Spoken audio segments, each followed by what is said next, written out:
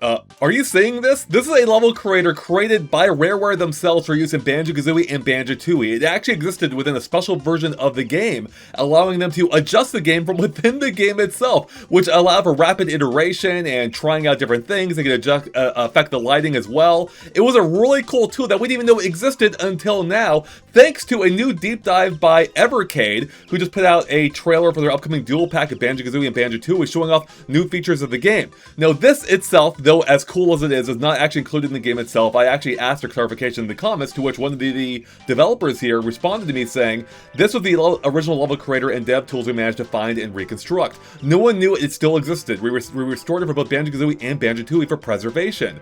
It's not included in the release, but we thought it was a cool piece of history and wanted to share a sneak peek of what it was like at least. And yeah, as a longtime Banjo-Kazooie fan, I didn't even know this existed, so it's so cool seeing it actually in action, even if we can't access it ourselves in the game. Now, things we can access include other benefits added to this release. So let me go show you some of the quick highlights from this trailer, although I'll link to the full trailer in the description below. First off, though, if we go to, of course, the whole thing is widescreen, 60 frames per second now, as we already knew. If we go to 1 minute 50 seconds here, though, we can see some of the new features, including a tiptoe button, allowing you to more easily tiptoe, especially in Banjo-Tooie, or specifically in Banjo-Tooie. They've also added fine camera rotation using the shoulder buttons on the controller. A follow camera option, so you don't have to hold, I think it was R in the original, have the camera follow Banjo around, so that should make it a little bit easier in some cases.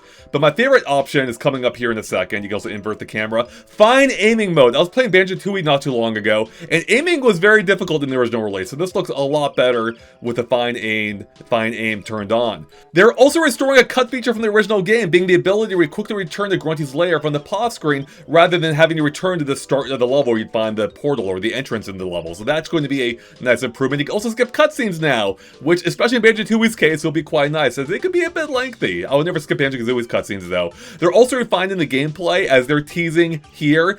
This is a reference to the infamous Canary Mary sequence of Banjo-Tooie, in which some people used a spoon in order to tap the A button, I believe. It's quick enough to get through this impossible segment otherwise. They're saying you won't need a spoon now, so they're definitely improving that element of the game, apparently among others as well. So this, they actually say themselves, this should be the best official version ever released of Banjo-Kazooie and Banjo-Tooie, which is super exciting. And that's for another reason, because actually two reasons here. For one, another bonus they're adding is a quick access menu for the in-game cheats that you can access, such as the Banjo-Kazooie, where we can see the cheat menu here, so that's nice. But beyond this, they're adding new features, or new bonus features and secrets too, that are tied, apparently, to the original stop and swap mechanics, which we're going to show off here in a second. Here we go. There's one of the hidden eggs, I think one of 6 or 9 in Banjo-Kazooie that you couldn't really access before. The hidden ice key as well, you can now access that officially, and they specifically say that this is going to be, again, related to new unlockable bonus features and secrets, so they didn't really say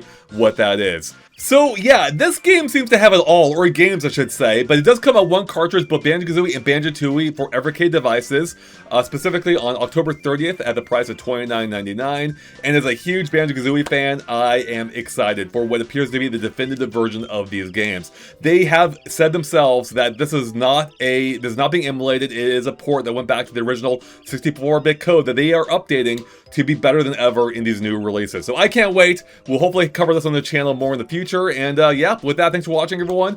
You can check out the full trailer in the description below, and we'll catch you later. Bye.